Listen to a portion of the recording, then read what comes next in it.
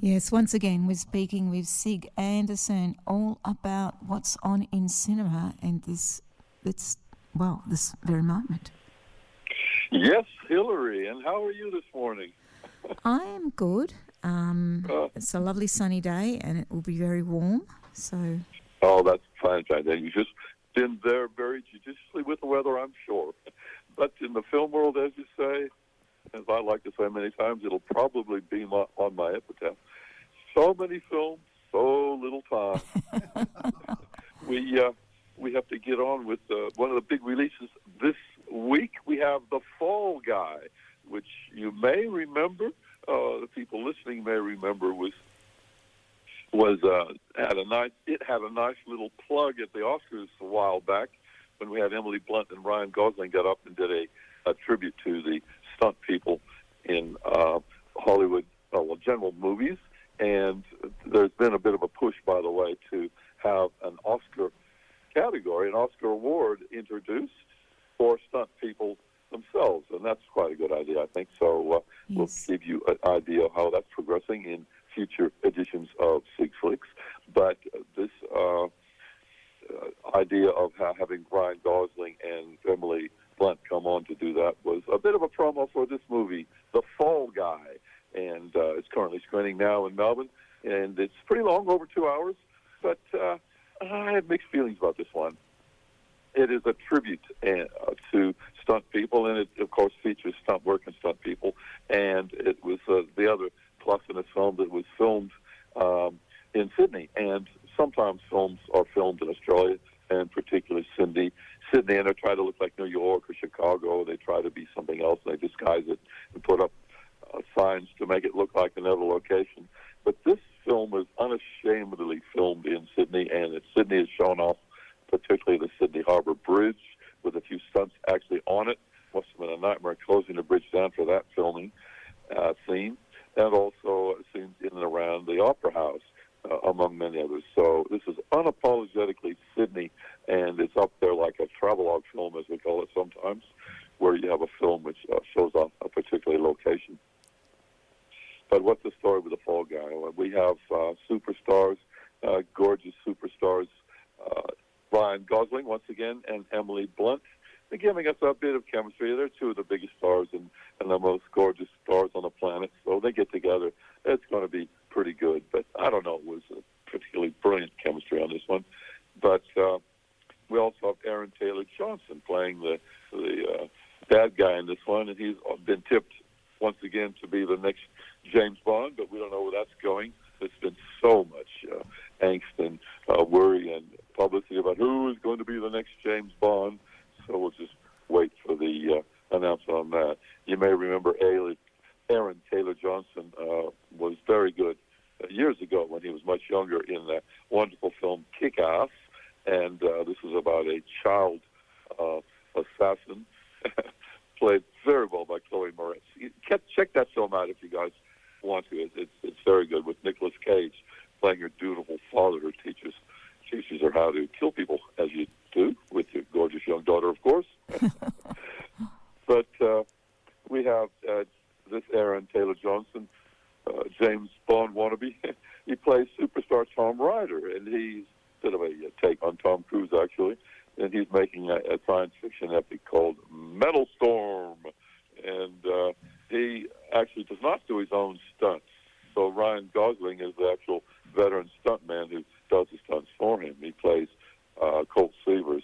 And this is an actual virtual take on the much earlier television series, you may remember, which he played, which featured Colt Seavers. We had Lee Majors playing the film, the TV show of the same name, The Fall Guy.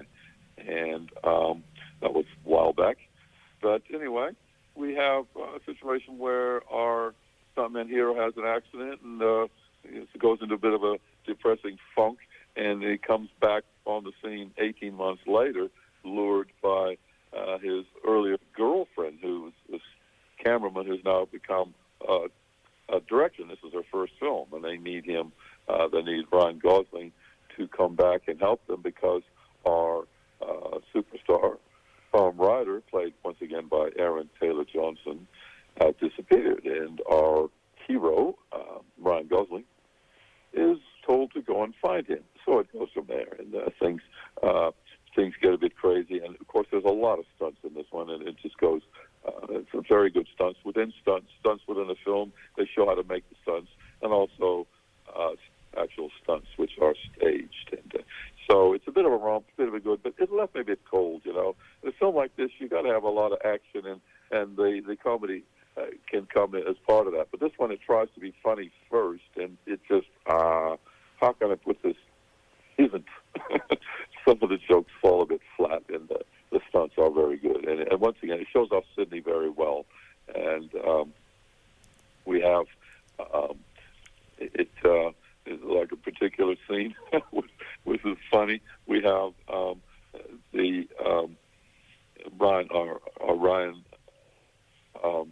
Ryan Gosling character is attacked by the girlfriend of our hero, our villain, Aaron Taylor-Jones, in a beautiful, luxurious Sydney apartment with gorgeous views. And she attacks him with a sword, and he fights back, of course, with a Golden Globe Award. A bit of a sight gag there. So anyway, you'll have to see how it goes in this one. Be sure, if you see this film, to wait for the very end, because there's a bit of a surprise there. I'm giving away no clues, but once again, that's The Fall Guy. It left me a little bit, but I have a lot of fun with it, and it certainly shows off Sydney very well. So I have a couple more films, but we have any messages possibly? Oh, yes, it's time for some messages, and we'll be back very soon. Well, we're back with Sig, and yes, you've been talking about a really excellent movie, The Fall Guy, even though you were a bit down on it. It sounds interesting.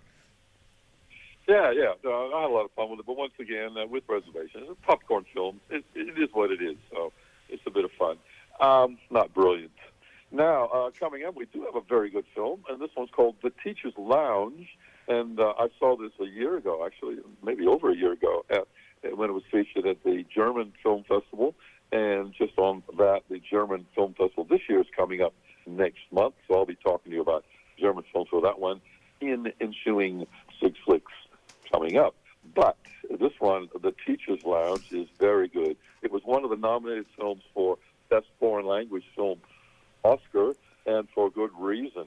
And it's an enthralling story, which is pretty harrowing in many ways and thrilling. It features a brand new first-year teacher, Carla, and she opens the film with a mathematical equation to solve for the 12-year-olds. These 12-year-old kids, I think some middle school actually in Denmark. And this film is in Denmark and in Danish with English subtitles. And the kids go through this, and one particular kid solves it and quite well, which is interesting. And the teacher wonders asks the kids whether this is proof or assumption about the mathematical problem.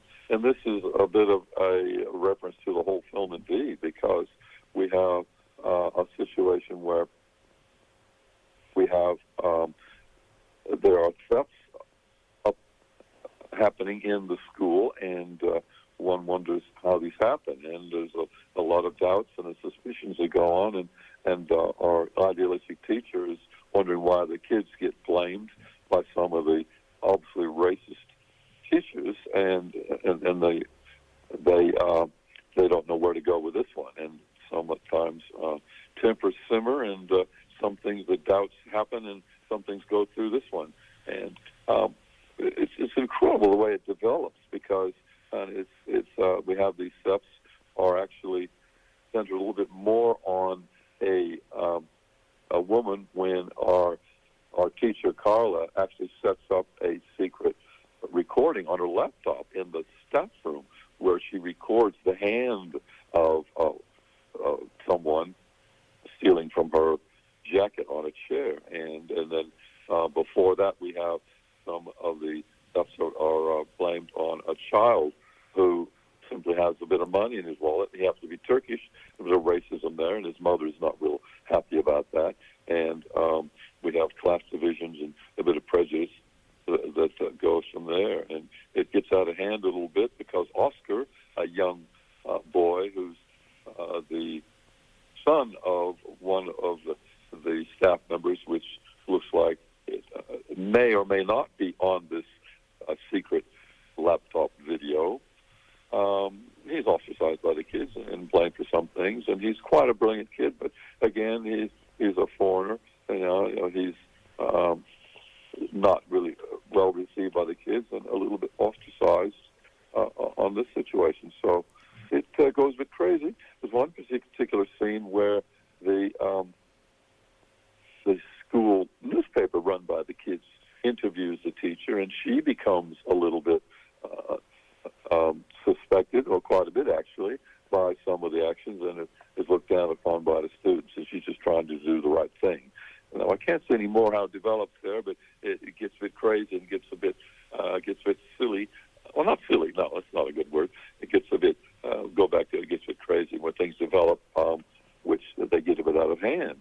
And it doesn't get bloody or gory, none of that at all, but it's more psychological and develops from there what is happening in the schools. Once again, a Danish film, and that's out now screening. It's called The Teacher's Lounge.